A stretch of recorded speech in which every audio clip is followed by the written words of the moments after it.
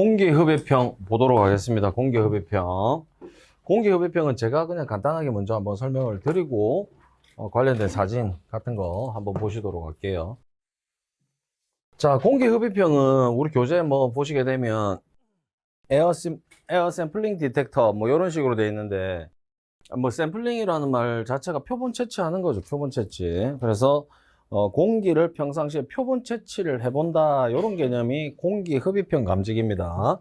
그럼 얘는 이런 식입니다. 뭐 제가 그냥 파이프를 그릴게요. 여기 선생님들 PVC 파이프라고 생각하시면 돼요. 그냥 플라스틱 파이프. 플라스틱 파이프에 중간중간 구멍이 나 있어요.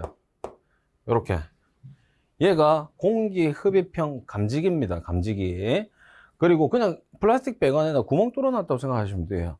근데 얘가 뭐랑 연결되어 있다고요? 제어부라는 것과 연결되어 있어요. 제어부.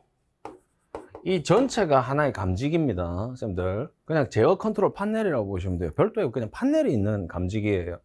그럼 이 제어부 내부에는 어떻게 구성이 되어 있냐? 그럼 얘가 공기가 들어와야 되니까 당연히 흡입 팬이 들어가 있습니다. 선풍기 같은 애 들어가 있다고요. 윙 하고 돌아가고 있어요. 그러면 이 팬으로 인해서 어떻게 해요? 평상시에 주위에 있는 공기들이 계속 들어오고 있는 상태라고요. 뭔지 아시겠죠? 이 상태에서 뒤로 얘가 이제 개념은 고성능 필터라는 표현을 합니다. 그래서 이론상은 뭐 연기 성분은 다음 단계로 진행이 되고, 뭐 먼지 성분은 뭐 거기서 걸러진다, 뭐 이런 표현을 하는데, 사실 그렇습니다, 쌤들. 뭐 인공지능이 있어 가지고 막 연기 성분을 지 혼자 막 분석을 하고 검출을 해내고 막 이런 개념이 아니라 그냥 크기로 분류합니다. 크기로. 그래서 뭐 0.03 마이크로메타, 뭐 아주 미세한 거죠. 그 애들은 다음 단계로 넘어가고 일반적인 먼지들은 다 걸러지는 거예요. 그런 개념. 그리고 그 다음 단계로 가시게 되면 습윤실이라고 해서 클라우드 챔버라는 공간이 있습니다. 클라우드 챔버. 그럼 여기에 그 스포트형하고 똑같은 구조라고 보시면 돼요. 여기에 발광부가 있고 여기에 수광부가 있습니다. 그럼 여기에 들어온 아주 미세한 입자들이 있겠죠? 그럼 그 애들이 얘랑 만나가지고 산란광을 일으키는 겁니다. 근데 이 미세한 입자들은 너무 크기가 작기 때문에 습윤실, 습도가 높은 공간이라고 보시면 돼요. 그래서 우리가 여름철에 보시게 되면 우리가 습기 같은 게 끈적끈적하게 이렇게 달라붙어 있지 않습니까? 그럼 이 미세한 입자에 물기가 이렇게 달라붙는 거예요. 물기가. 그럼 이런 애들을 우리는 응축핵이라 부릅니다. 응축핵. 뭐 크게 뭐 중요한 거 아니에요. 그래서 결론은 뭐냐? 아주 미세한 애들이 이 습윤실이라는 공간으로 들어오는 그 순간에 크기가 어떻게 해요? 커지는 거예요. 크기가 커지니까 얘랑 비슷한 파장을 보내서 어떻게 한다? 산란광을 시키는 거죠. 그러면 똑같이 수광부에 어느 정도 광량이 들어왔다라고 하게 되면 얘가 뭐라고 인식을 한다고요? 자, 화재로 인식을 하는 겁니다. 화재. 그래서 수신기로 신호를 보내주는 거죠. 요런 개념이 공기 흡입형입니다. 그런데 아까 우리가 보셨을 때 파장의 크기하고 연기 입자가 어떻게 되면, 요렇게 되면 파장의 크기가 큰 거죠. 요렇게 해서 입자가 작은 거예요. 요렇게. 그렇게 되면 제가 어떻게 된다고 했어요? 통과가 된다고 했지 않습니까? 산란광을 못 일으킨다고요. 그런데 요런 애들을 우리는 그냥 초밀입자라는 표현을 합니다. 초밀입자들은 검출이 안 되는 거죠. 산란광을 못 일으키니까. 근데 이 초밀입자가 어디를 거쳐서? 습윤실을 거쳐서 크기가 커지니까 이제 검출이 되는 거예요. 그런 효과를 발휘하는 게 공기 흡입형 감지기. 그럼 어디에 주로 얘가 효과가 있느냐 하게 되면 요런 애들, 선생님들 우리가 요렇게 얘를 불을 지폈다. 열을 가하겠죠? 그럼 고체니까 열을 축적하기 시작합니다. 그러면 온도가 올라가면서 얘들이 바로 불 붙나요? 절대 아니죠? 450도씩 부근돼야 얘가 확 하고 불꽃이 일어나면서 연소가 시작되는 거예요. 그럼 450도씨까지 도달할 그 시간 동안 얘는 뭐 하고 있어요? 열을 축적하면서 열분해를 하는 겁니다. 열분해. 그래서 우리 눈에 보이지 않는 아주 초밀입자들이 많이 발생하는 단계예요. 발생. 그럼 그런 애들을 여기 있는 감지기가 어떻게 해요? 흡입을 해서 화재로 인식을 하는 거죠. 그러니까 화재 초기에 아주 좋은 성능을 발휘할 수 있는 감지기가 되는 거죠. 그리고 다른 감지기들과의 차이점은 얘는 평상시에 지가 찾아가죠. 공기를 계속 흡입해 보잖아요. 능동적 감지기라고 합니다. 능동적 감지기. 좋은 거죠. 개념 자체가. 근데 다른 애들은 열이나 연기가 발생되어서 동작하는 피동적인 감지기들이잖아요. 뭔지 아시겠죠? 그래서 얘들이 얘가 좀 좋은 감지기다 라는 겁니다. 자, 그런데 아무래도 이런 고성능 필터 관리가 필요하겠죠. 그리고 평상시 부유분진이 많은 장소에는 크게 유효하지 않습니다. 그래서 나중에도 우리 교재에 나옵니다. 법적 기준이 있지만 주로 반도체 공장 또는 클린룸 이런 데 보시게 되면 선생님들 뭐 한 번씩 뉴스에도 나오죠. 반도체 그 공장 보시게 되면 어떻게 돼 있어요? 사람들이 막 흰색 가운 같은 거 입고 이렇게 뭐 우주복처럼 이렇게 걸어 다니죠. 그거 하는 이유가 먼지 때문에 그런 거 아닙니까? 맞죠? 그러니까 그런 장소에 이런 애들 설치하는 거예요. 엄청 고가입니다. 엄청. 몇 천만 원 해요. 근데 반도체 공장에서 그런 게 아깝겠어요? 불나서 손실 보는 게 더 크게 발생할 거니까. 자, 그래서 우리 교재부터 먼저 보시게 되면 먼저 읽을게요. 자, 공기 흡입형 감지기에서 에어 샘플링 디텍터라고 되어 있습니다. 광경 25mm의 PVC 파이프가 있고요. 여기에 흡입관에 연기 샘플용 구멍 2mm 이런 거 필요 없습니다. 그냥 구멍 뚫어 놨다. 그래서 화재 시 발생한 연기를 이 구멍을 통해 흡입하며 흡입된 연기를 어디로? 클라우드 챔버라고 하는 습윤실로 보낸다. 작동 원리. 샘플 구멍으로 유입된 연기가 습윤실로 들어오면 연기를 응축핵이라고도 합니다. 이렇게 해서 습윤실 내 물방울 입자가 커져 산란되는 빛의 양이 증가한다. 산란광이 일으킨다 요 말이죠. 그래서 수광부에 입사되는 광량이 증가되면 검출을 해낸다. 요까지 보시면 됩니다. 자, 감지기 생김새 봅니다. 자, 지금 시중에는 우리나라 제품도 이제 개발이 되어서 판매를 하고 있는데 기존의 공기 흡입형으로 전 세계에 히트친 제품이죠. 베스다라는 제품이 있습니다. 베스다. 이 베스다는 약자죠, 약자. 그래서 Very Early Smoke Detect Apparatus 뭐 이런 의미입니다. 그래서 매우 일찍 연기를 감지해 줄 수 있는 기구다. 이런 이름으로 호주에서 개발이 됐어요. 전 세계적으로 이렇게 우리나라에도 꽤 설치가 많이 되어 있습니다. 그래서 요 그림을 보시는 게 요거는 필요 없고요, 쌤들.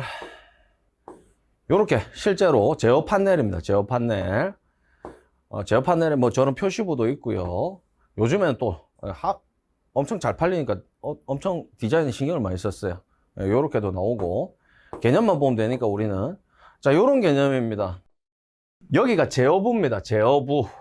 그리고 지금 요 개념은 쌤들 전역과 국소의 개념을 이제부터 좀 가지시면 좋은데 전역의 개념은 그냥 실을 감지하는 거예요.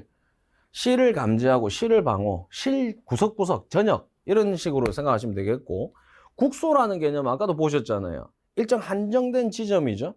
그럼 한정된 지점이라는 개념이 이제 수계나 가스계로 넘어가면 위험한 장치 같은 게 되는 거예요.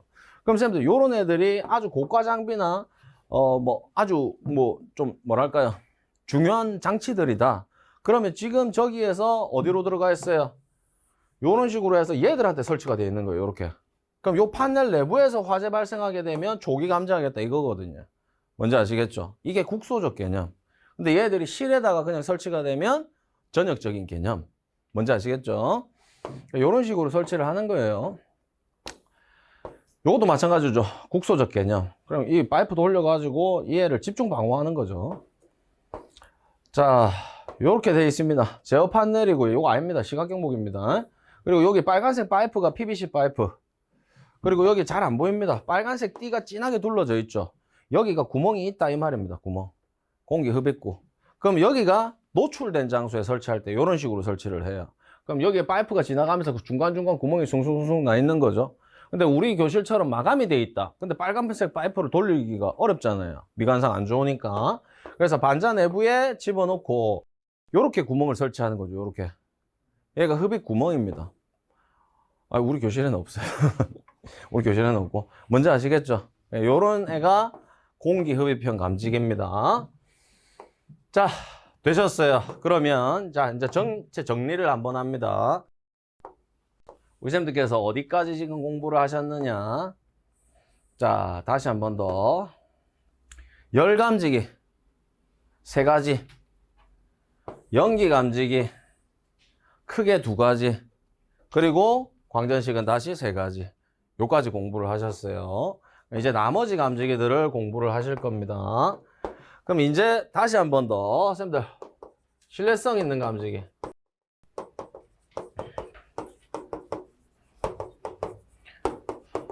자, 우리가 지금까지 배우신 감지기들은 분포형 감지기, 맞죠? 넓은 장소에 실제 화재가 발생해야 동작하는 애.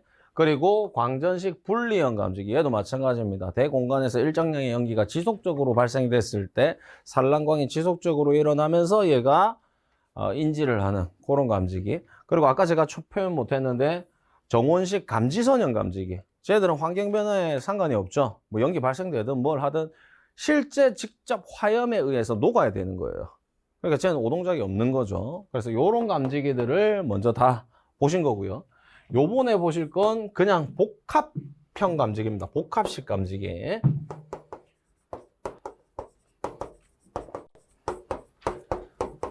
아까 보상식하고 대비를 하시면 돼요. 자, 보상식은 차스 정스죠. 아까 다시 한 번 더. 자동식 스포트, 정원식 스포트. 근데 얘가 무슨 회로다? OR 회로라고요. 그리고 복합형은 쌤들 종류가 너무 많아요. 예를 들자면 차스 정스 똑같죠?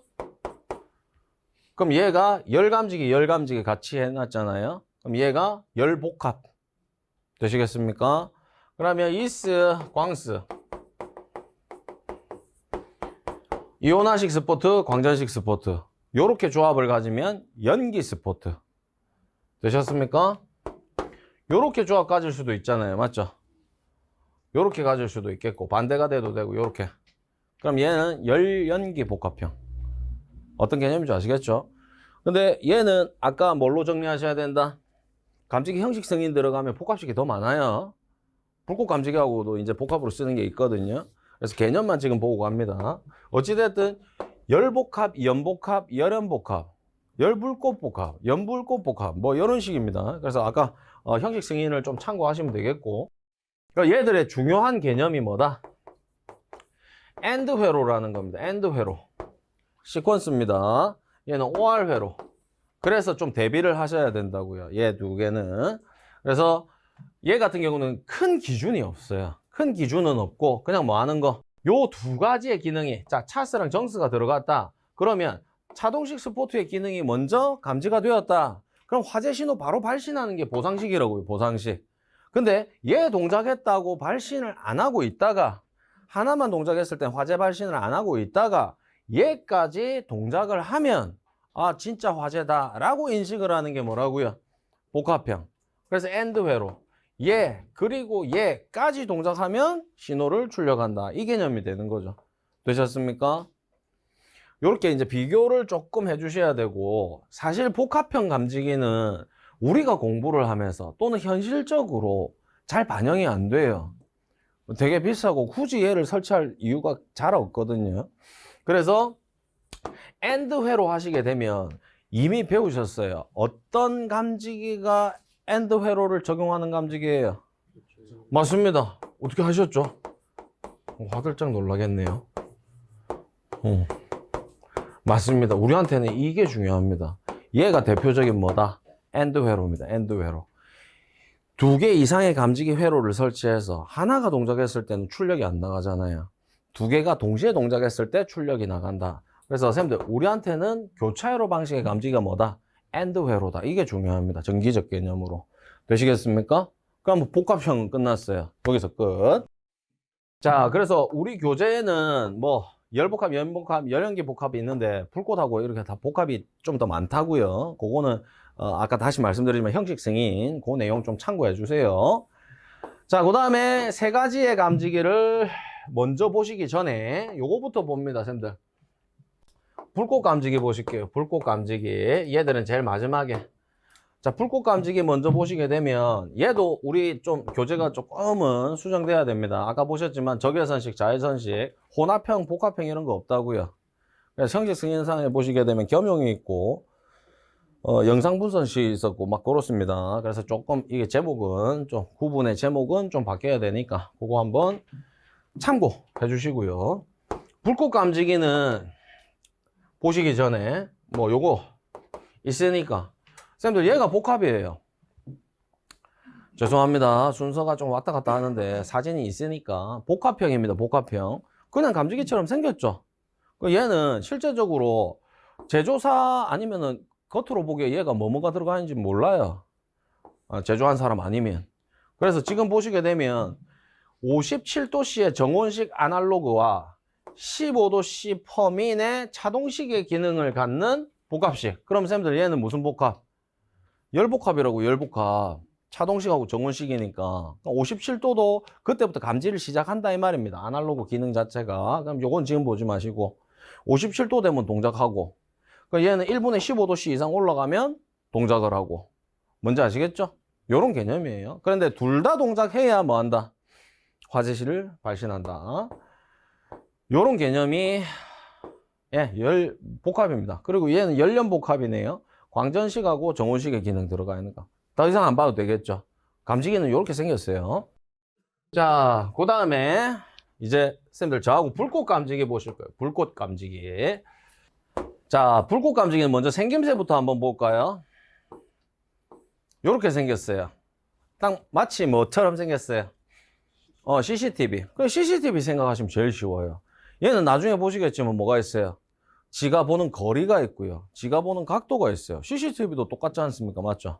그래서 요런 애들이 불꽃 감지기. 그러면 쌤들 요거 불꽃 감지기. 자, 한 개는 CCTV예요. 어디가 CCTV예요? 왼쪽 오른쪽. 얘가 CCTV입니다. 얘가 지금 불꽃 감지기. 적색이잖아요. 적색. 맞죠? 그리고 여기에 잘 안 보이시지만 불꽃 감지기는 무조건 녹색 불이 하나 들어와 있어요. 그리고 제가 감지를 했다. 무슨 색으로 되겠어요? 빨간색으로 되는 거예요.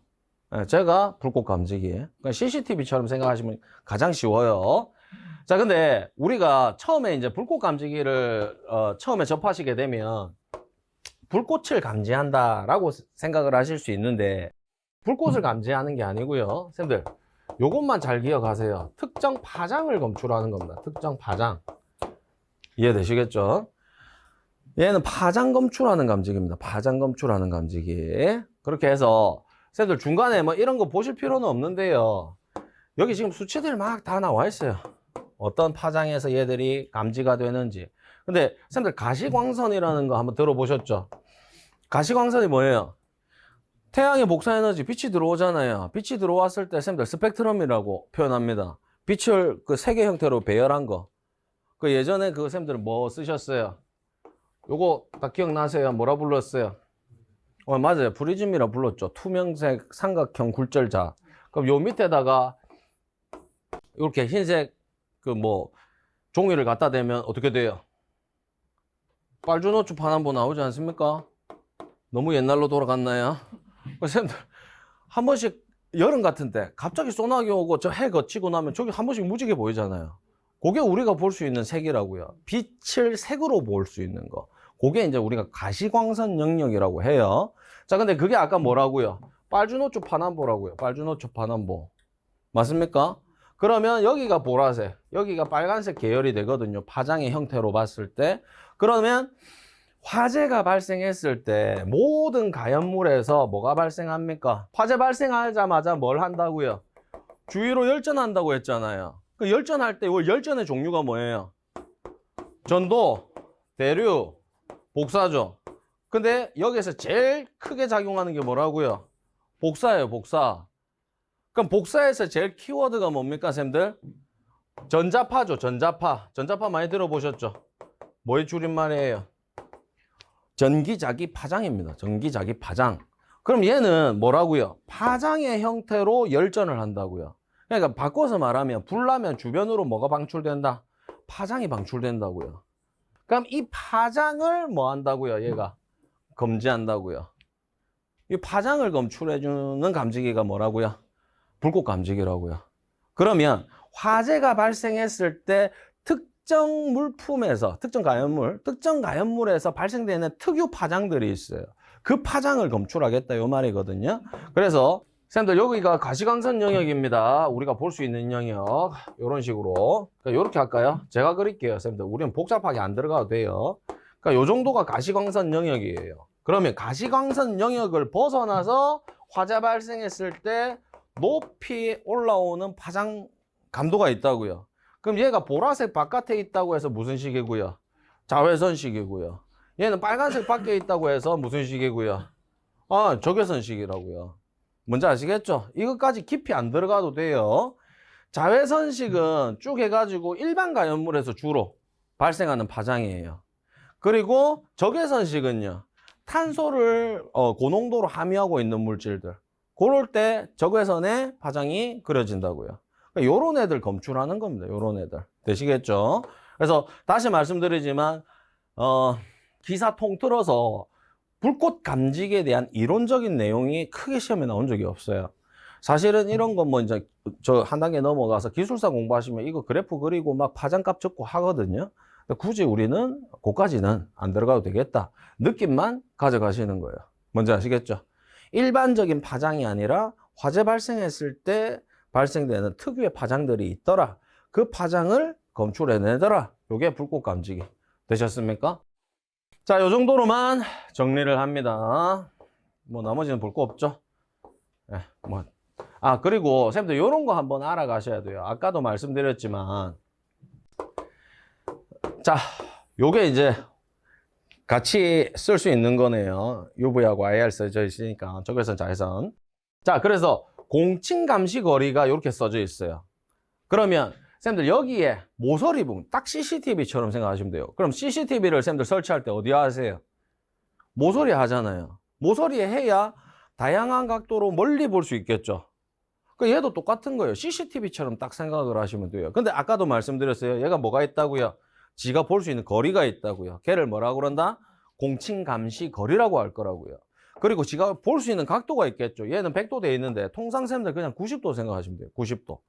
자, 90도를 가지는 불꽃 감지기를 설치한다. 그럼 쌤들께서 설계를 하신다. 저쪽에 해요, 이쪽에 해요. 모서리 해야죠. 그래야 제가 딱 90도로 다 볼 수 있잖아요. 여기에 설치하시게 되면 어느 각도를 설치를 하더라도 비는 공간이 생긴단 말이죠. 뭔지 아시겠죠? 그래서 그거 다 맞춰서 어떻게 감시구역이 이런 식으로 모두 포용되도록 설치를 한다고요. 잘 보세요. 쌤들 여기에 모서리에 설치해서 이렇게 보고 있죠. 얘도 이렇게 보고 있잖아요. 그럼 가운데가 어떻게 돼요? 비는 공간이 생기죠? 그럼 얘는 천장에 설치해서 바닥 보고 설치한다고요. 통상 이런 설계입니다. 통상. 되셨습니까?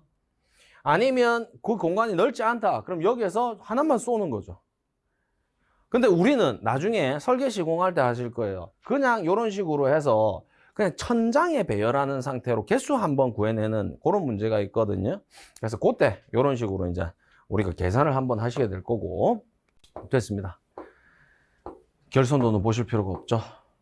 됐습니다. 예, 요 정도. 자, 됐고요. 그러면 쌤들 이제 요거 한번 정리. 복합형, 불꽃, 분포형, 광전식, 정온식 뭐 요까지 다 보셨어요. 특수감지기. 나머지 세 가지가 아날로그식, 다시노식, 축적 방식. 자, 요것만 설명드리면 감지기의 이론적인 설명은 다 끝이 나는 겁니다. 자, 먼저 축적부터 합니다. 쉬워요. 자, 다시 한 번 더. 쌤들, 우리는 축적이라는 개념을 다 배우셨잖아요. 그 축적은 어디서 우리가 한번 배웠었죠? 수신기에서 배웠죠. 그러면 수신기의 개념부터 쌤들 감지기라는 애가 평상시에 뭘 하고 있다? 감시를 하고 있다고요. 그러다가 뭐가 된다? 감지가 된다고요. 그러면 수신기로 신호를 보내겠죠? 그럼 수신기에서 뭐 합니까?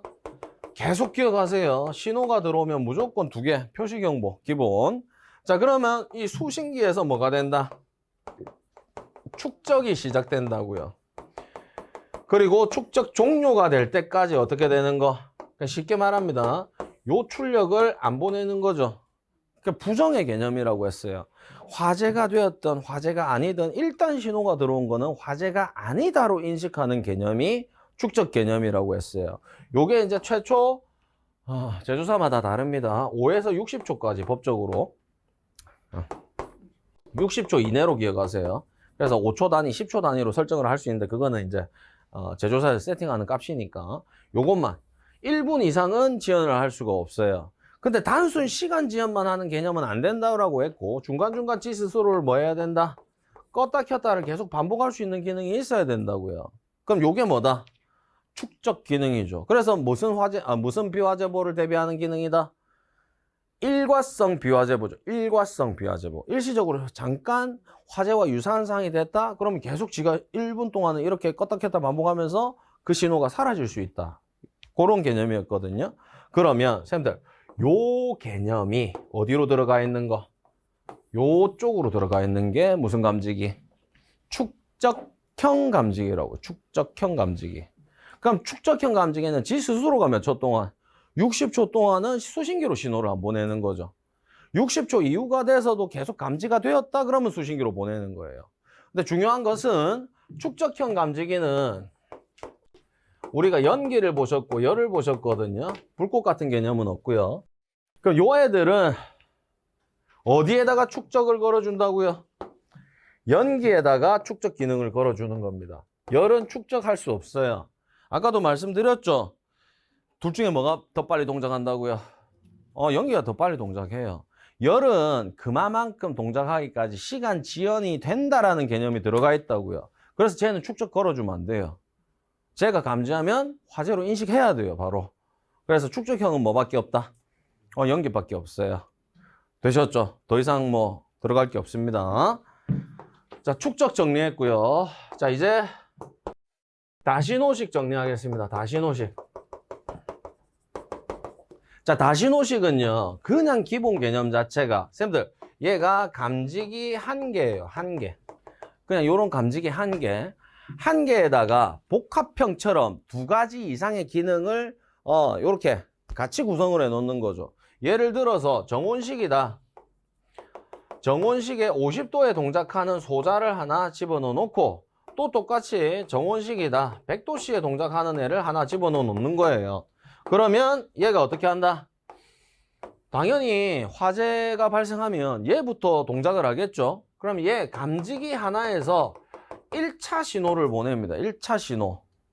나한테 신호가 들어왔다 이거죠. 근데 요 1차 신호는 뭐 기본 개념이 지금 정온식으로 해서 그런데 1차 신호를 지난 시간에 한번 잠깐 보셨어요. 아날로그 방식에서. 실제 화재로는 인식을 하지 않습니다. 예비경보의 개념을 주는 거예요. 그래서 관계인한테 인지를 시키고 뭐 한다? 초동 대응, 초기 대응하도록 만드는 거예요. 그런데 실제 화재였다라고 하면 당연히 100도씨의 정오점이 동작을 하겠죠? 그럼 얘가 2차 신호를 보냅니다. 여기서 끝났습니다. 다신호식 감지기는 감지기 한 개가 몇 개 이상의 신호, 2개 이상의 신호를 보내는 거예요. 그러면 감지기가 2번 신호를 보냈는데 2번 이상의 신호를 보냈는데 실제로 뭐라고요? 화재 불났다고 이렇게 얘기하는 거라고요. 뭔지 아시겠죠? 그래서 2차 신호를 뭐로 본다? 화재 신호로 보는 거예요. 화재 신호. 그래서 얘의 키워드는 하나의 감지기에서 2가지 이상의 신호를 보낼 수 있는 그런 감지기다. 요게 이제 다신호식. 그리고 나중에 보시겠지만 다신호식과 아날로그식은 R형 수신기에만 적용 가능합니다. R형 수신기에만. 자, 요것도 아까 제가 그냥 지나갔는데, 자, 정온식 감지기였어요. 정온식 감지기에서 다신호를 적용하기도 하는데요. 그냥 넘어갔었죠. 그냥 참고만 합니다. 자, 선생님들 제목 보세요. 품명의 감지선형 감지기 70도씨, 90도씨에 무슨 식? 다신호식이라고 돼 있네요. 다신호식. 그리고 요 표현 한 번만 알아갈게요. 1종 70도, 90도, 다신호식 방수형, 방수된다 요 말이고요. 비재용형이라고 돼 있죠. 비재용형. 그냥 쌤들 재활용이에요, 재활용.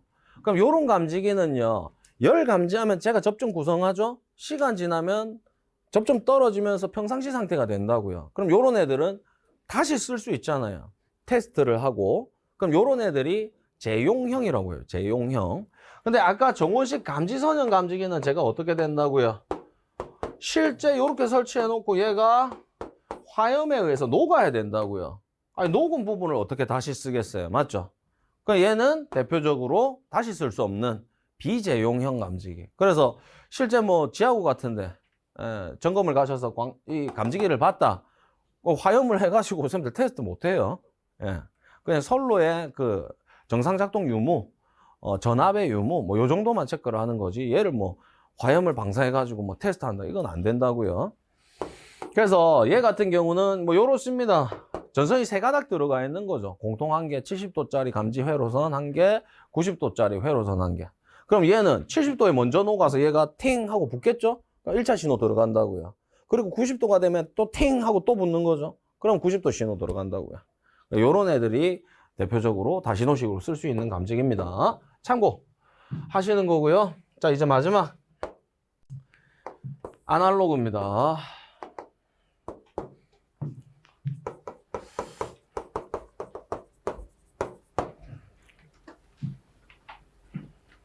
자, 아날로그 방식의 감지기는요, 우리한테 지금 제일 중요한 감지기예요. 그리고 점검 실무에서 이미 몇 차례 시험에 나왔습니다.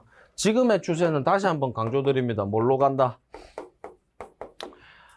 R형 수신기 아날로그 감지기로 가고 있어요. 이미 시대는 그렇게 흘러가고 있습니다. 그러니까 우리가 아날로그 감지기를 모르면 안 됩니다.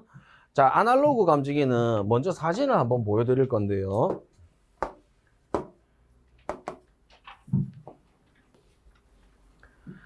자, 아날로그 감지기는 선생님들 일단은 그냥 생김새는 우리가 일반적으로 보시는 감지기랑 비슷하게 생겼어요.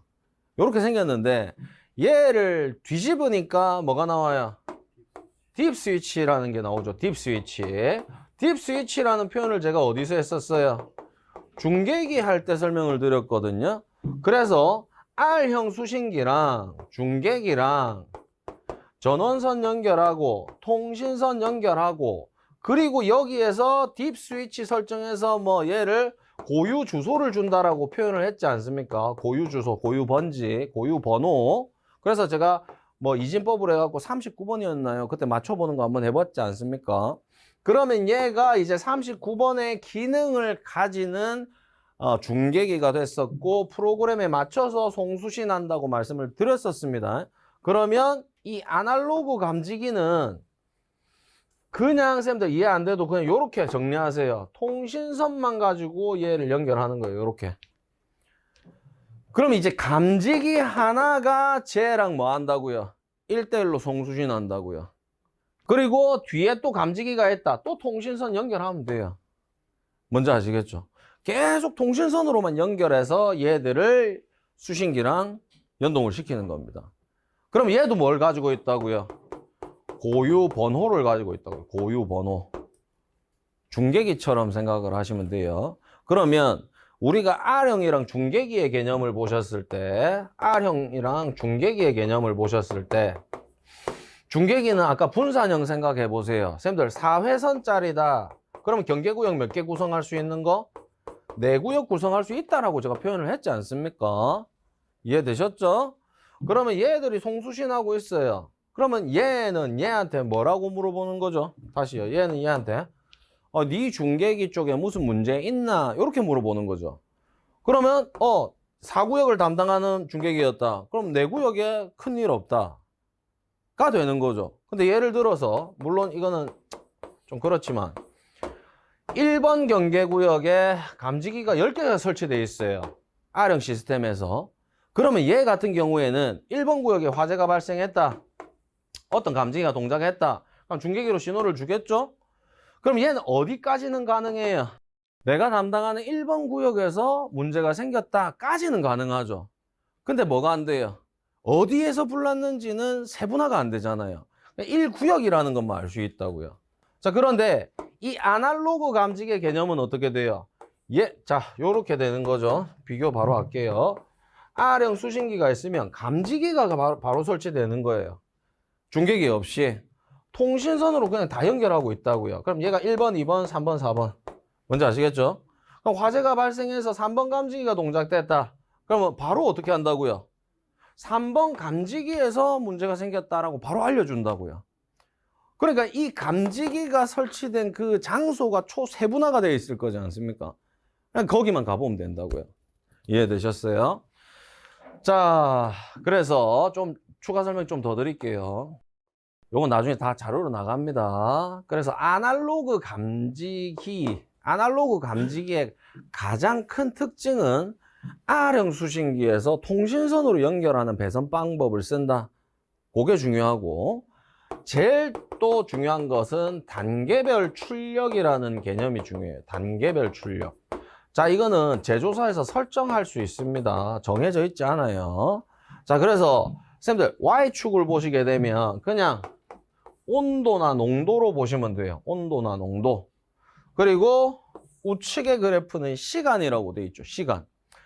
자, 어렵게 생각하지 마시고요. 여기에 이제 아날로그 방식의 감지기가 설치가 되어 있어요.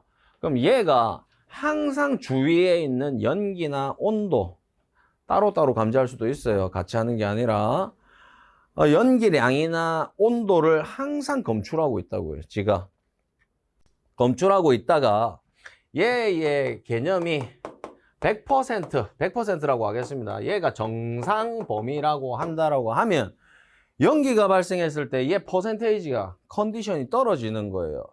그럼 70%를 1단계라고 설정을 한다고요. 1단계라고. 되셨습니까?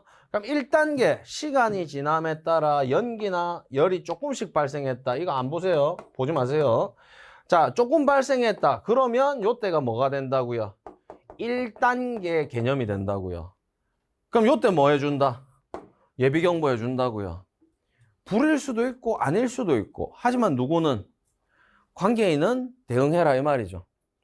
근데 시간이 지나서 실제 화재였다. 그러면 컨디션은 더 떨어지는 거죠. 50%로.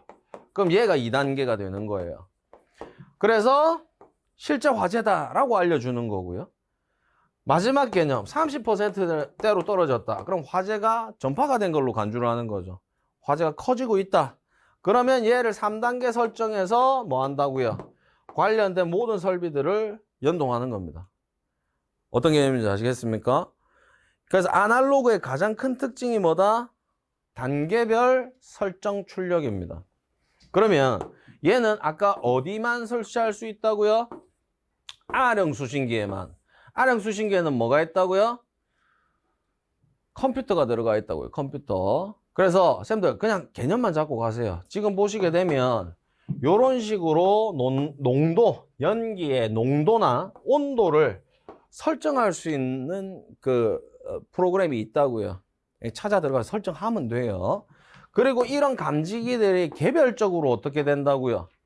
요렇게 특정 제조사긴 해요. 타 제조사들은 달라요. 요렇게 실시간으로 감시된다고요. 실시간으로. 지 컨디션이.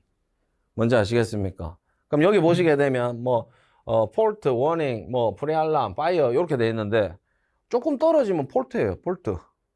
컨디션이 조금 떨어지면. 그리고 조금 연기량이 더 발생했다. 워닝 되겠고, 그 다음에 더 발생했다. 프리알람 되겠고. 실제적으로 파이어가 되는 거죠. 뭔지 아시겠죠? 여러분들. 이런 단계별 설정이 있고 이런 그래프들이 가만히 있는 게 아니라 그 감지기를 클릭하고 찾아 들어가면 1번 감지기다 클릭하면 얘들 수시로 왔다 갔다 이렇게 하고 있다고요. 뭔지 아시겠죠? 네. 최첨단 그런 개념입니다. 됐고요. 이 정도로만 보면 됩니다. 그러면 아날로그 방식의 감지기, 자, 왜 필요하냐? 자, 법적으로 쌤들 아날로그 감지기는 초창기에 어디에 설치하라고 되어 있었어요? 고층 건축물에 설치하라고 되어 있었어요. 고층 건축물. 30층 넘어가는 건물이죠. 그럼 30층 넘어가는 건물의 문제가 뭐예요, 쌤들? 크게 두 가지입니다. 크게 두 가지. 뭡니까? 소방대 진입이 어렵죠. 높으니까 아무래도 진입하는데 시간도 오래 걸리고 좀 위험하기도 하고, 그리고 또 뭐예요? 연소 확대가 굉장히 빠르죠. 주위에 막아주는 건물이 없으니까 공기 유동이 워낙 자유롭지 않습니까? 그래서 활활 잘 탄다 이 말입니다. 그래서 고층 건축물은 뭐가 중요하다? 관계인 초기 대응이 중요하다고요. 초기 대응이 중요하니까 초기 대응을 하려면 쌤들 뭐가 선행이 돼야 돼요? 발화 지점을 알아야 되죠. 이해되셨습니까? 그래서 무슨 감지기 쓰라고요? 아날로그 방식의 감지기 쓰라고요. 그럼 예를 들어서 뭐 50층이었다. 그러면 50층에 뭐 요즘엔 복도식으로 많이 아파트를 지으니까 뭐 1호, 2호, 3호, 4호 내 집 있다. 50층에. 그러면 각 집집마다 쌤들 댁에도 뭐 아파트 사시는 쌤들은 뭐 보셨겠지만 방마다 감지기 다 있죠. 방마다 감지기 다 있고 거실에 있고 뭐 주방에도 있는 데가 있고 막 그렇습니다. 그러면 방마다 아니 세대마다 한 대여섯 개씩은 있다고요. 그럼 여기 감지기가 한 20개 있어요. 20개. 근데 P형 시스템이었다. 그럴 일은 없지만 그러면 여기 3호에 어떤 작은 방에 있는 감지기가 동작을 했다. 그러면 P형의 시스템은 어떻게만 알려줘요? 경계구역이 하나라고 치면 50층에 불났다만 알려주는 거죠. 50층에 불났다. 그리고 그것도 시간이 어느 정도 지연되어서 감지기가 동작할 시점에 알려줄 거라고요. 그럼 그때 올라가면 늦다 이 말입니다. 근데 만약에 얘가 아날로그 방식의 감지기였다. 그러면 쌤들 뭐가 되는 거예요? 얘는 R형 수신기의 프로그램 자체가 50층에 3호니까 5003호네요. 5003호. 50층에 3호에 작은 방 감지기라고 프로그램을 바로 심어 놓는다고요. 얘 번호를 지정하면서. 그게 중계기의 개념이었지 않습니까? 그러면 얘가 화재를 감지해서 집 컨디션 떨어지자마자 어떻게 돼요? 요 R형 수신기에다가 얘 신호를 넣어준다고요. 얘 프리알람으로. 그럼 프리알람이 들어왔을 때 관계인이 바로 올라가 보는 거죠. 그럼 이제 P형이었다. 관계인이 올라갔어요. 50층에 화재 발생한 거 인지하고 올라갔어요. 이제부터 뭐 해야 돼요? P형이었으면. 어딘지 모르잖아요. 그럼 벨 눌러봐야죠. 계십니까? 해야죠. 그렇게 시작되는 거예요. 근데 집에 없었다. 확인 못 하는 거죠. 하지만 요 신호가 들어왔어요. 아, 그 50층 올라가는데 희미한 연기도 있고 쾌쾌한 냄새가 났다. 그 어디만 가면 돼요? 3호 문만 열고 들어가면 되는 거죠. 작은 방만 가보면 되는 거예요. 그러니까 뭐가 빠르다고요? 화재 초기에 발화 지점을 인지하는 게 엄청 빨라지는 거죠. 그래서 고층 건축물을 쓰면 뭐가 중요해요, 쌤들? 초기 대응이 중요한 거죠. 초기 대응. 그래서 시대는 뭘로 간다? R형의 아날로그로 간다고요. 되셨죠? 요까지만 합니다. 너무 길어져서. 자, 됐습니다. 요렇게 해서 제가 이제 쌤들 이론적인 부분이었습니다. 이론적인 부분. 우리는 감지기의 종류. 자, 열, 연기, 불꽃. 종류는 나열할 수 있어야 돼요. 그래서 열은 차동식, 정온식, 보상식, 그리고 세부 분류까지 하실 수 있으셔야 되고, 연기는요, 이온화식, 광전식, 광전식은 다시 세 가지 분류하실 수 있으셔야 되고, 불꽃은 다시 한 번 더 어디를 봐야 된다? 형식 승인에 거기 나와 있는 애들 다시 한번 재분류하셔야 된다고요. 요 정도까지만 알고 가시면 돼요. 그리고 다시 한 번 더 분류만 요렇게 하시면 되지 얘가 시험에 나오지 않습니다. 아니, 분류를 하는 이유는 분류를 해야 쌤들께서 감이 잡히고 그 감에 따라서 얘들의 설치 기준이 어느 정도 매칭이 되기 때문에 그렇다 보셔야 돼요. 그 대신에 나중에 제가 한 번 더 말씀드리지만 아날로그 방식, 다신호 방식, 축적 방식 요 세 가지는 조금 외워 놓으시면 확률이 좀 많이 올라가겠다. 저는 요 생각을 합니다. 되셨습니다. 그래서 지금까지 감지기의 종류, 간단한 구조, 간단한 동작, 원리 요까지 보셨어요. 시험에 크게 나올 내용은 저는 없다고 생각합니다. 그렇다고 해서 그냥 넘어갈 수는 없잖아요. 그래서 조금 시간을 할애해서 공부를 하셨고, 이제부터 시험에 집중적으로 나오는 거 쌤들께서 암기하셔야 될 부분 뭘 공부하십니까? 설치 기준을 공부하실 겁니다. 설치 기준.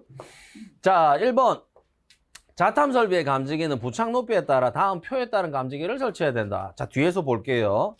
다만 지하층, 무창층 등으로서 환기가 잘 되지 아니하거나 실내 면적의 40 미만, 그리고 부착면과 바닥까지 거리가 2.3m 이하인 곳으로서 일시적으로 발생한 연령의 먼지 등으로 인해서 화재시로 발생할 우려가 있는 장소에는 정성 있는 감지기를 설치해야 된다. 자, 요거는 이미 다 보셨어요. 이건 스토리를 만들어야 된다고 했어요. 쌤들, 비화재보는 뭐 때문에 일어나는 거다? 다시 한 번 더, 감지기 때문에 일어난다. 이 생각 하셔야 돼요. 발신기는 비화재보가 없습니다. 그럼 비화재보의 종류가 뭐다? 오보라는 애가 있고 실보라는 애가 있다고요. 오보라는 애가 얘잖아요. 일과성 비화재보. 일시적으로 발생한 연령기. 되셨죠? 이건 실수, 조작, 미숙, 착각 이런 거라고 했어요. 그냥 오보를 방지하기 위해서 그 대책을 세우는데 우리는 뭘로 세웠어요? 축적형 수신기 설치하든지 아니면 요런 장소에 뭐 하든지 신뢰성 있는 감지기를 설치하든지 요거였습니다. 그럼 여기서 시험에 나오는 거는 뭐라고요? 나중에 오보의 종류, 실보의 종류 이론적으로 좀 정리를 하셔야 돼요. 제가 정리된 자료를 드립니다. 그리고 요런 오보가 일어나는 장소를 외워야 된다고 했죠? 무슨 장소예요? 지무환기 2, 3, 4 이렇게 외워야 된다고요. 그리고 항상 이제부터 뭐 크게 강조는 안 하겠지만 미만, 이하, 초과, 이상 요거 다 구분하셔야 됩니다. 그래서 오보 발생할 수 있는 법적인 장소 지무환기 2, 3, 4 외워주시고 그 다음에 신뢰성 있는 감지기는 당연히 외워주셔야 됩니다. 당연히. 그리고 얘랑 항상 대비해서 뭘 기억하셔야 되느냐? 교차회로입니다. 교차회로. 교차회로 방식의 감지기. 자, 교차회로 방식의 감지기라는 것도 나중에 별도의 자료로 제가 스토리를 만들어서 얘들의 정의, 그리고 배선하는 목적, 그리고 실제 배선도, 그리고 적용할 수 있는 감지기, 그리고 적용할 수 없는 감지기, 뭐 이런 식으로 적용할 수 있는 설비, 스토리를 만들어서 얘는 하나의 카테고리로 이렇게 딱 정리를 해 놓으셔야 되거든요. 그 자료를 드릴 거고. 그럼 쌤들 얘나 뭐 한 거 같은 개념이죠.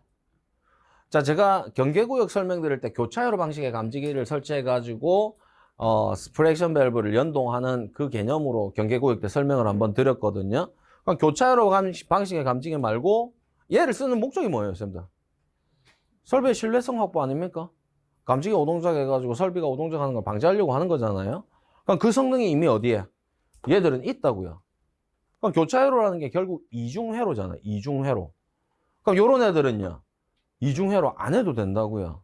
이 감지기 자체가 신뢰성이 있으니까. 이해되셨습니까? 그래서 그렇게 항상 대비적으로 좀 같이 생각을 해 주십니다. 그래서 밑에 보시는 이 8가지는 그냥 외우는 거죠. 뭐 당연히 외워져야 됩니다. 자, 그리고 뒤에 넘어가시게 되면 이제 부착 높이에 따른 분류. 여기서부터 이제 암기하셔야 돼요, 선생님들. 암기하고 싸움입니다. 자, 이 표는 지금 추세로는 다스라고는 나오기 어렵다. 다스라고 나오기는 어렵고 일정 구간에 쓸 수 있는 감지기 종류 몇 가지를 쓰시오. 이런 식이 되겠죠. 예를 들자면 8m에서 15m에 적용할 수 있는 감지기의 종류를 쓰시오. 그럼 1, 2, 3, 4, 5 해가지고 뭐 5점짜리 뭐 이런 식으로. 5점 너무 많아요. 3점. 요 정도. 요즘의 추세는 요렇다 요 말입니다. 요즘의 추세는. 그래서 선생님들 얘는 한번 다 외워볼 건데요. 어렵지 않아요. 자하고 이제 하시는 방법을 그대로 따라만 해주시면 돼요. 자, 근데 아까도 잠깐 말씀드렸네요. 얘는 뭐에 따라서? 부착 높이에 따라서만 분류를 하고 있습니다. 부착 높이에 따라서 분류를 하는데 구조를 보지 않죠. 그러니까 연령기는 선생님들 우리가 특성을 계속 기억하셔야 돼요. 연령기는 외력이 존재하지 않는 한 어떻게 된다?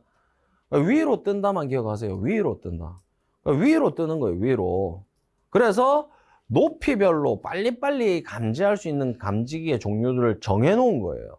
그러면 선생님들 아까 말씀드렸어요. 높으면 높을수록 열이 축적되어 도달할 수 있는, 다시요, 도달되어 축적할 수 있는 확률이 크다고요, 적다고요? 적어진다고요. 왜? 올라가면서 머금고 올라가지 않는다고요. 올라가면서 그냥 다 나눠주고 가는 거예요, 주변으로. 열전하는 거예요, 열전. 이해되셨습니까? 선생님들 이런 느낌 가지시면 돼요. 물을 끓였어요. 뭐 찌개를 끓이든 뭐 음식을 아주 고온에서 뜨겁게 했어요. 손 가까이 갖다 대면 어때요? 엄청 뜨겁잖아요. 근데 멀리서 하면요, 안 뜨겁잖아요. 그러니까 얘가 올라오면서 열 방출 다 하고 있다고요. 항상 그 느낌을 갖고 계셔야 돼요. 그러니까 높이가 높으면 예를 들어서 20m 이상이다. 그럼 자동식 감지기 있으면 감지 못 하나요?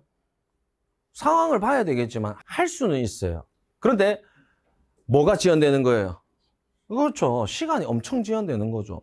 우리가 감지기를 설치해서 자탐을 구성하는 목적이 뭐예요? 화재 초기에 감지해가지고 빨리 경보하려고 하는 거거든요. 그러니까 이런 애들은 정성이 없다라고 보는 거죠. 되셨습니까?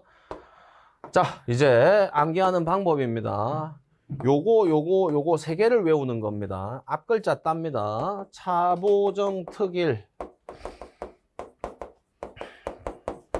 이광 1, 2 열연복불입니다.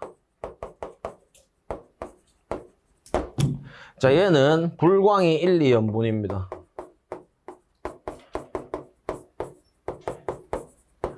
마지막으로 얘 불광화.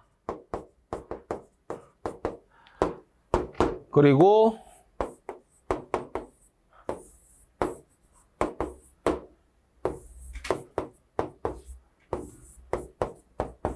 요렇게 하시면 다 외워져요. 자, 선생님들, 이 애를 암기하기 전에 뭐부터 있어야 된다? 감지기의 분류표부터 당연히 알고 계셔야 돼요. 그래서 제가 차보정했지만 차동식 중에 스포트형, 분포형이 들어간다는 걸 알고 있어야 됩니다. 어떤 개념인지 아시겠죠? 그리고 제가 아까 표현을 못했네요. 선생님들, 보상식도 스포트형밖에 없습니다. 스포트형. 그래서 선생님들, 요런 개념입니다. 요거부터 설명을 바로 드릴게요. 차보정, 특일, 차동식, 보상식 다 된다고요. 근데 정원식은요, 특종 1종만 된다고요. 그럼 얘는 좀 이따 표를 또 배웁니다. 정원식은 2종까지 있어요. 2종. 2종까지 있는데 2종은 4m 미만에서 다 쓸 수 있어요. 다 쓸 수 있는데 4m 넘어가니까 2종이 안 된다라는 거지 않습니까? 바로 그렇게 인지하시면 되고요. 이온화식 광전식입니다. 얘도 나중에 보시면 되지만 1종이 있고 2종이 있고 3종이 있어요. 근데 3종은 4m 넘어가면 못 쓴다 이 말입니다. 그래서 1종, 2종만 표현되어 있는 거예요. 4m 밑으로는 쌤들 일단은 뭐예요?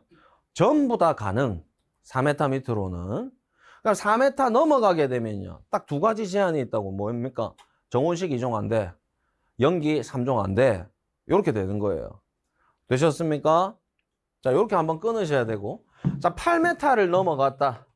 8m 이제 우리가 수치로 봐서 그렇지 굉장히 높은 공간이에요. 그럼 여기에는 일단은 쌤들 열 안 돼. 열 감지기는 안 돼. 이 느낌을 가지셔야 돼요. 그런데 여기에서 보시게 되면 불광이 1, 2연분 돼 있는데 죄송합니다. 요거 안 했네요. 열연복불 안 해도 되겠죠. 열복, 연기복, 열연복. 그리고 불꽃 감지기. 그럼 요거 그대로 내려와서 불광이 1, 2연분은 불꽃 감지기.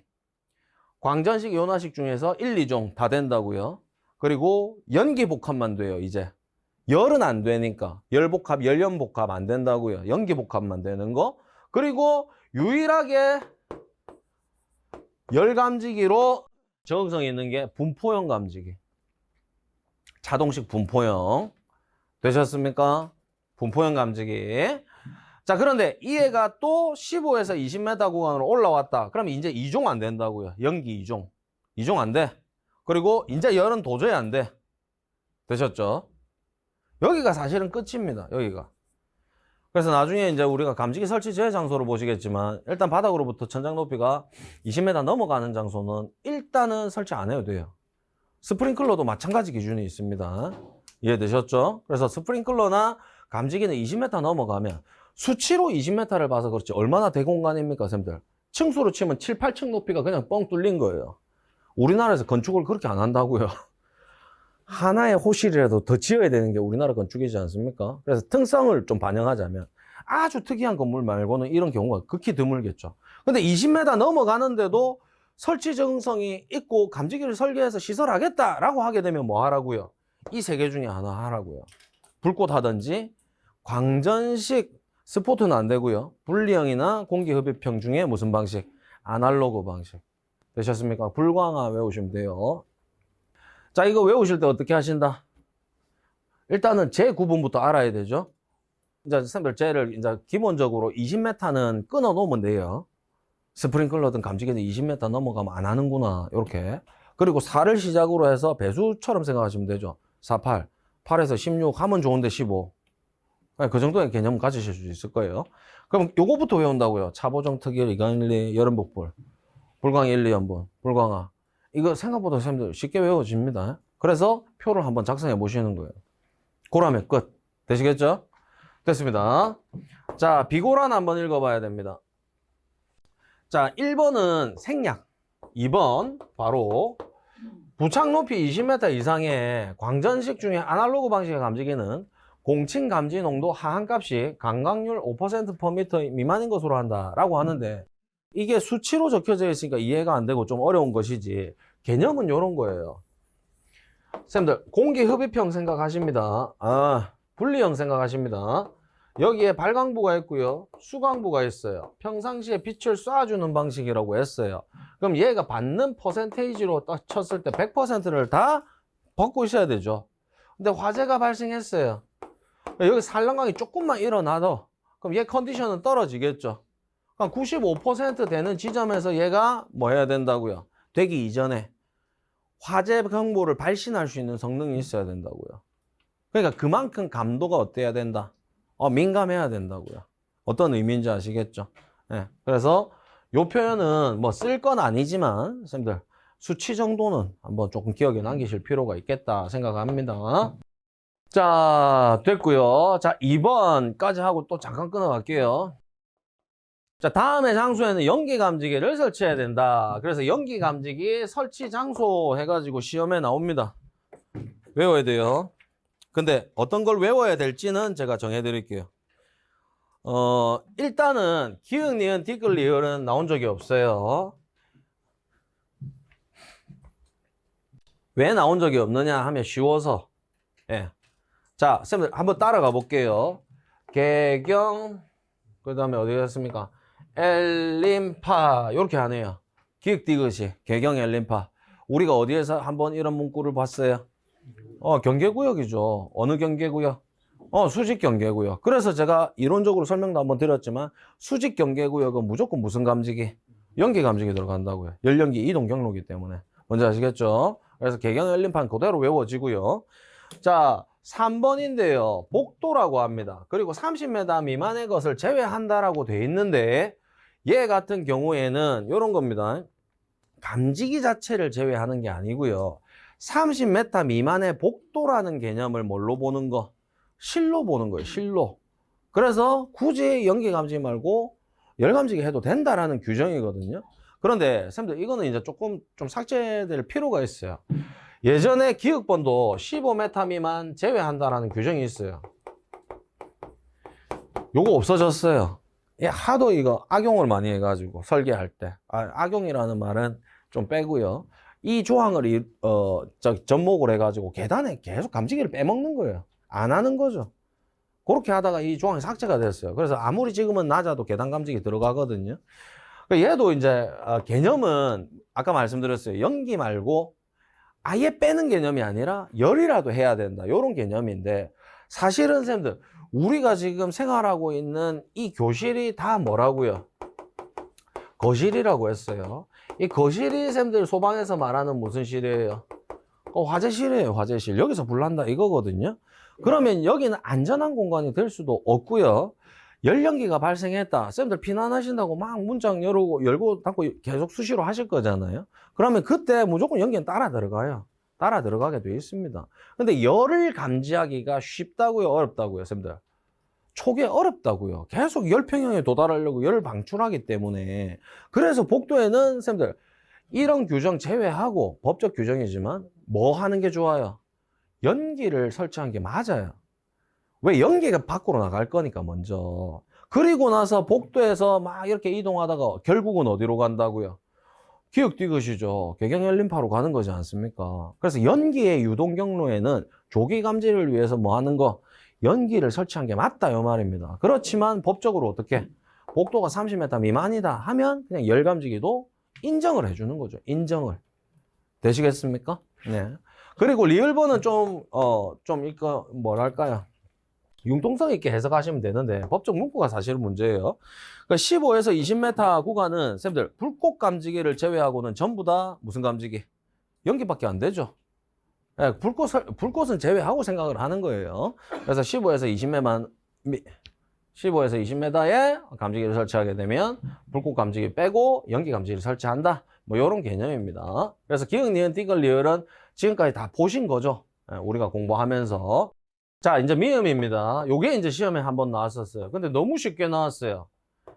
언제 나왔느냐? 바뀌고 얼마 안 됐어서. 요거 바뀐 지 얼마 안 됐거든요. 아니죠. 이제는 좀 됐죠. 이제 25년이니까. 좀 오래됐습니다. 처음에 이거 바뀌고 나서 저는, 이 굉장히 현장에 접목하기가, 조금 힘들지 않겠는가 했는데 생각보다는 괜찮은 것 같아요. 19회 때 나왔어요. 점검 실무. 근데 뭐 어떻게 나왔냐면 요 용도를 4가지 쓰시오. 이렇게 나왔어요. 4가지 쓰시오. 4가지. 그럼 선생님들 이 용도가 어마무시하게 지금 많잖아요. 맞죠? 근데 그 중에 4개만 쓰는 거예요. 4개만. 그런 문제는 사실 선생님들 좀 너무 쉽게 나온 문제다. 이걸 다 쓰라 해야죠. 맞죠? 그렇게 해야 이제 좀 어려운 문제가 되는 것이고.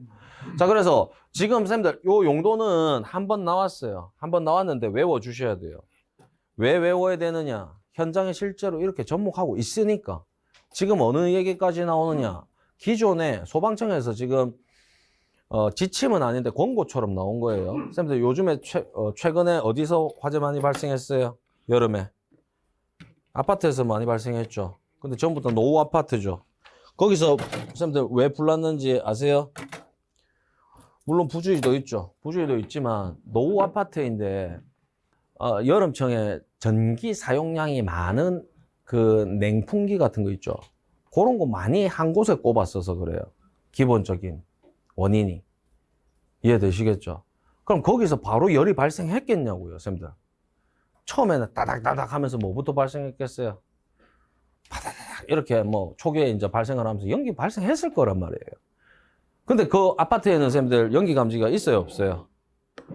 오래된 아파트들은 없어요. 전부 다 열 감지기예요, 열 감지기. 그 감지하기까지 시간이 오래 걸렸다, 이 말이거든요.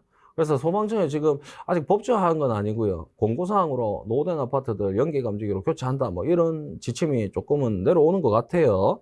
그래서 그게 좋다 이 말이죠. 그래서 이 연기 감지기를 설치하는 목적 자체가 이런 용도인데, 선생님들 보시면 취침, 숙박, 입원 등 이와 유사한 용도라고 돼 있잖아요.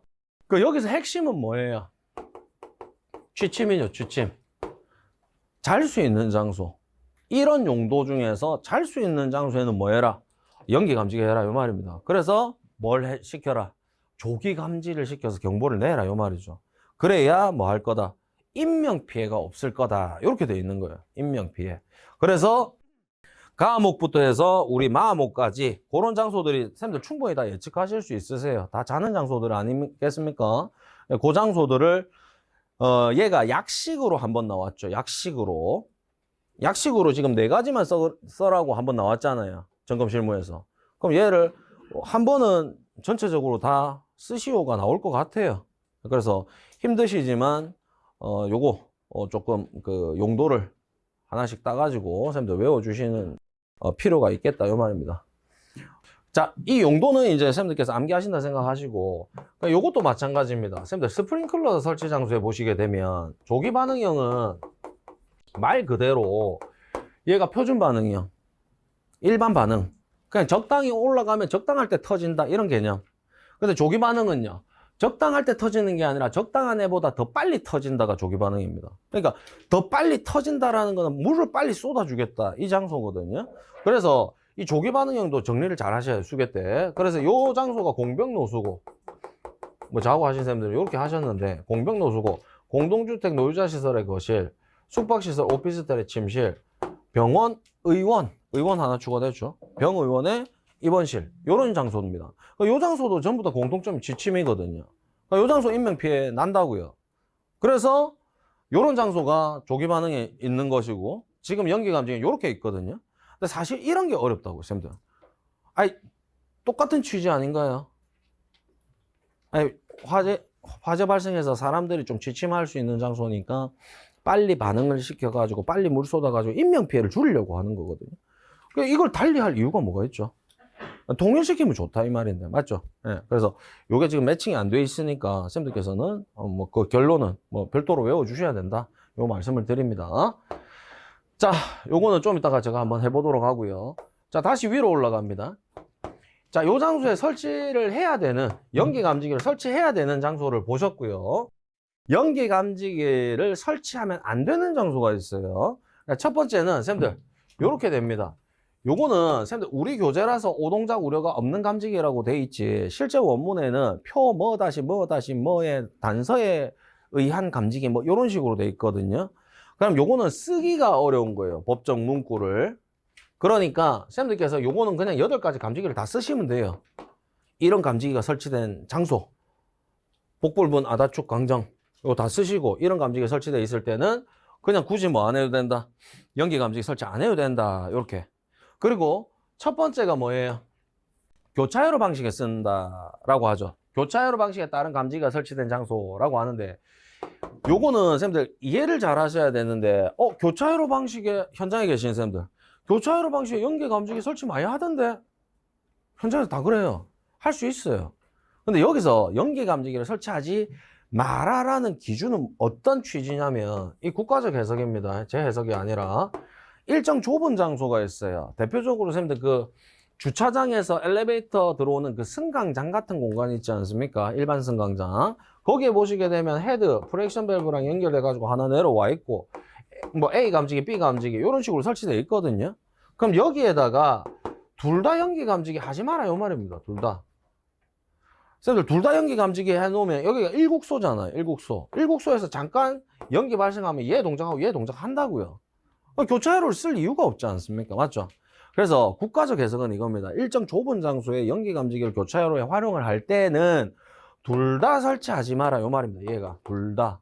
그러니까 한 개는 뭘로 해라? 열로 해라 요 말입니다. 열로. 오동작을 방지를 해야 되니까. 이게 국가적 해석입니다. 참고만 하시면 돼요. 자, 근데 우리는 여기서 쌤들 요거는 조금 별도로 하나 외워 주셔야 될 게 연기 감지기 설치 제외 장소 해가지고 몇 가지 보셨어요? 두 가지 보셨죠? 두 가지. 근데 두 가지를 좀 더 적어야 돼요. 두 가지. 흩어져 있어요. 얘가 어디 있어요?